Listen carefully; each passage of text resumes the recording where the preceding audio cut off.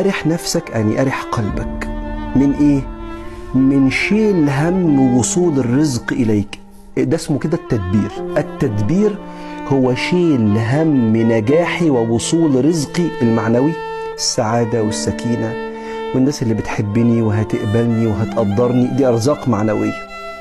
اللي هي عكسها الجرح والترك والغدر والحاجات اللي الواحد بيبقى خايف تحصل له.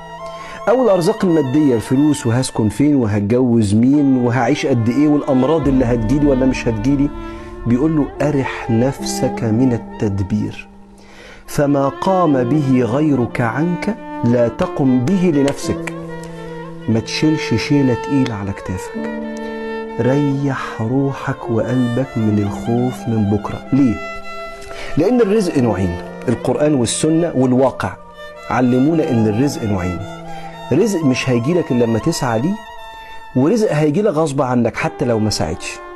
فبما إن أنت لازم تسعى، فلو سعيت يقينا ربنا وعد لو سعيت هيجيلك الرزق اللي هو النوع الأولاني اللي بيجي بعد السعي، ويقينا حتى لو ما سعيتش في الرزق اللي ربنا وعد بيه هيوصلك بدون السعي.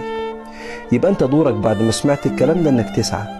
فإذا سعيت يقينا وعد ربنا إنا لا نضيع أجر من أحسن عملا. فإذا سعيت يوصلك الرزق اللي ربنا وعد لن يصلك إلا بسعيك، وهيوصل لك الرزق غصب عنك اللي مكتوب لك من غير سعي. يبقى دورك السعي، والسعي ده بيبقى بالجسد والعقل. أما القلب ريحه.